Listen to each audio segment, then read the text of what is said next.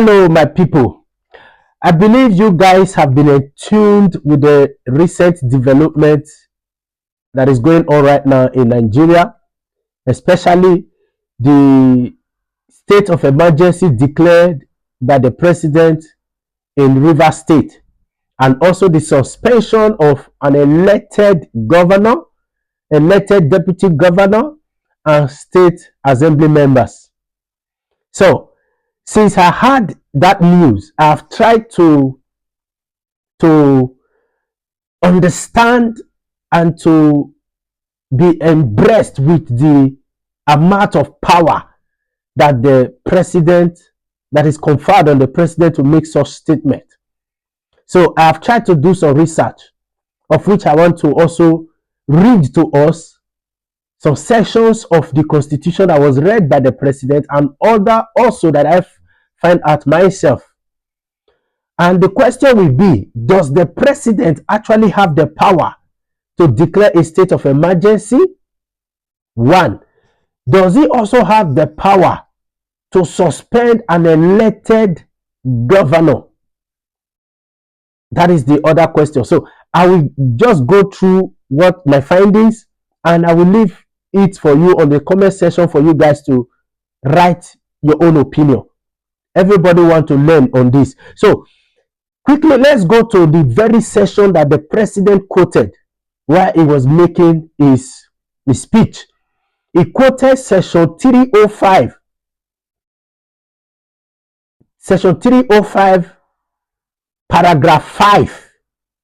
So what is section 305, paragraph 5 saying? It said the president shall not issue a proclamation of a state of emergency, shall not, in any case to which the provision of subsection 4 of this section apply, unless the governor of the state fails within a reasonable time to make a request to the president to issue such proclamation, which means it is the state governor that we, on this session, what we just read, the state governor will be the one to request the president to declare a state of emergency. But in a situation where the president have waited for some reasonable time and the state governor refused to inform the president, the president has the power to declare state of emergency. But this also applies to subsection 4,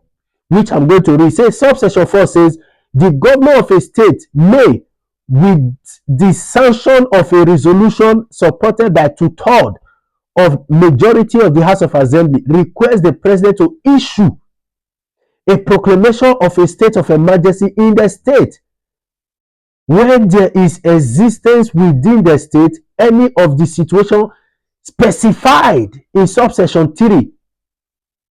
In section 3, subsection C, D, and E of this section, and such situations do not extend beyond the boundaries of the state. So what is this place telling us? This place is telling us that there is also a way to go about it. So it has to pass through the House of Assembly, where it will be supported by 2/3 of the House of Assembly, requesting the president to make a proclamation of a state of emergency. Then if the state is under a danger stated in paragraph 3, subsection C, D, and E, which is if that state is under war threat, if that state is under an imminent danger, or if that state, we'll just read it quickly. The C was saying there is actual, they said the federation is at war, the federation is in imminent danger of the invasion or involvement in a state war, there is actual breakdown of public order and public safety in the federation or any part thereof to such extent as to require extraordinary measures to restore peace and security. He said, then D said there is a clear and present danger of an actual breakdown of public order and public safety in the federation or any part of the required extraordinary measure to avert such danger. Then E, there is an occurrence or imminent danger or occurrence of any disaster, natural calamity affecting the community or section of the community in the federation. So if this happens, the president has the power to declare state of emergency. If the governor of the state fails to inform him or seek his request, he can declare. So which means this place actually stated that the president has the power to declare state of emergency only when a state is under a war threat, on imminent danger, or natural calamity or disaster. The president has power. But if you look at paragraph 1 and 2 of that same section 305, it states something clearly again. It says, subject to the provision of this constitution, the president may be instrument published in the official gazette of the government of the federation, issue a proclamation of a state of emergency in the federation or any part thereof.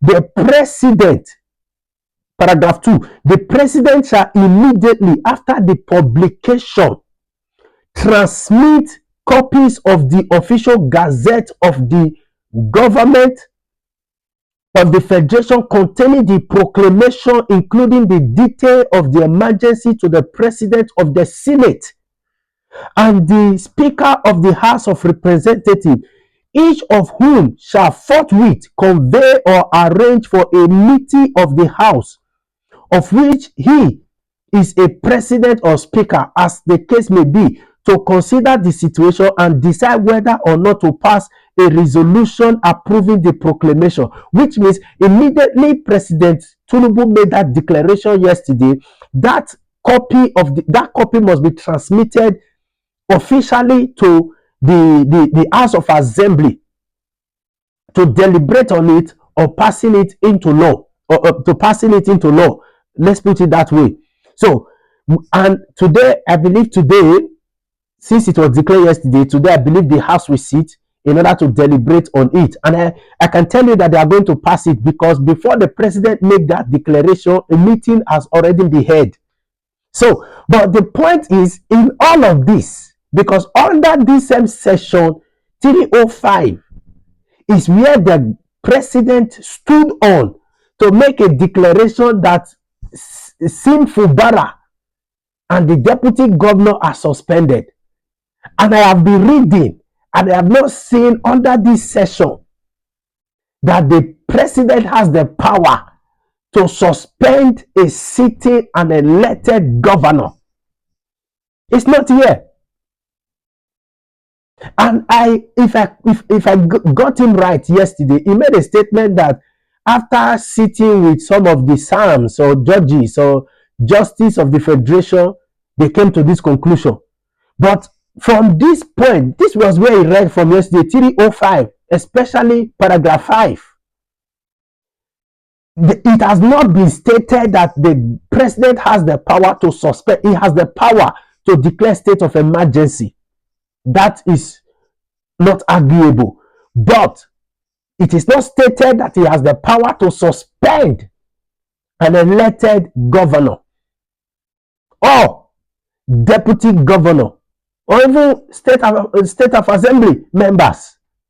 It's not stated. So what law does the president stood on yesterday to make that declaration of suspension? Or is the 305 covering the suspension and also the state of emergency? That I don't know. So, but let's go to what I find out again. In that same Nigeria Constitution as amended 1999, let's look at 188 of our Constitution. 188 of our Constitution. Let's read. So, and we'll be reading from section 188, paragraph 1. It said, the governor or the deputy governor of a state may removal of governor be removed from office in accordance with the provision or deputy governor of the session from office. So this place is talking about how a deputy governor, a governor can be removed from office. He said, whenever a notice of any allegation in written signed by not less than 1/3 of members of the House of Assembly, stating that the holder of such office is guilty of gross misconduct in the performance of the functions of his office, detailed particular of such shall be specified. So, which means in this place is telling us that if the governor, deputy governor at the same time, if maybe they are being accused, allegedly that they are of great misconduct, they can be removed. They can be removed if there is a misconduct. They can be removed, and there is a procedure. And he said 1/3 of the members of the House of Assembly can sit and make them out. So let's again go to 189 of our Constitution. So paragraph 1, it said the governor or deputy governor of a state shall cease to hold office if the A, by a resolution passed by 2/3 majority of all members of the executive council of the state, it is declared that the governor or deputy governor is incapable of discharging the function of his office. When it is incapable of discharging the function of his office, then B, the declaration in paragraph A of this subsection is verified after such medical examination as may be necessary by a medical panel established under subsection 4 of this section in its report to the Speaker of the House of Assembly. So a governor can also be removed, or deputy governor, if they are incapable of discharging their function by way of illness, and there must be a medical proof for that, and the House of Assembly will carry it out by 2/3 majority. 2/3 majority. This is another one. So let's go to section 190. Let's go to another section. Let's go to section 190 of Nigeria Constitution.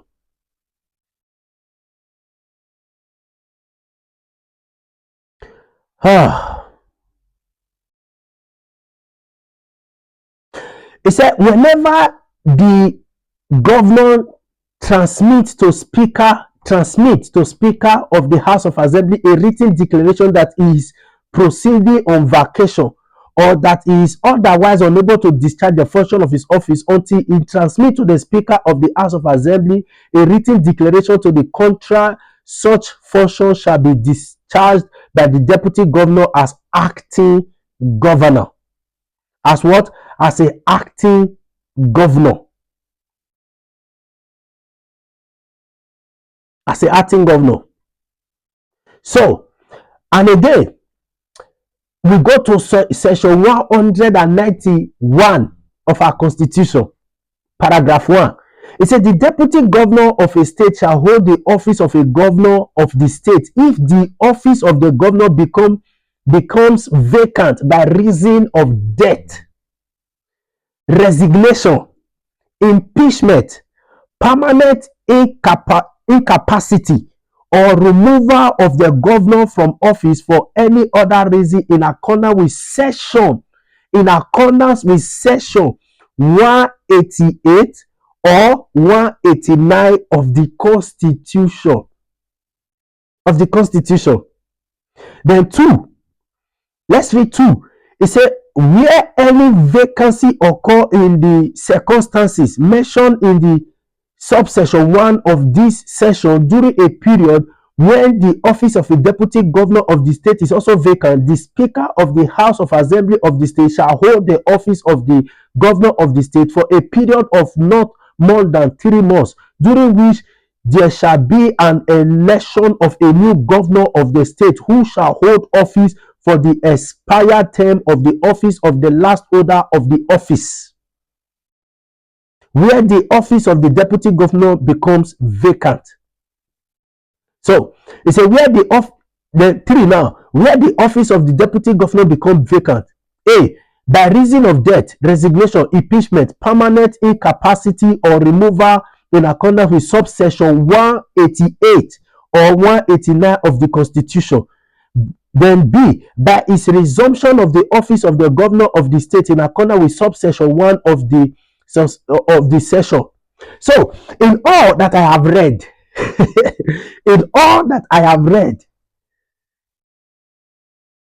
I never came across that the president, like our president now, Bola Ahmed Tinubu, has the power, in all that I have read, on how a governor, a deputy governor can be removed. I did not read from the Constitution that the president has the power to remove or suspend for 6 months a sitting governor, an elected governor, or an elected deputy governor, or even members of the assemblies, state assemblies.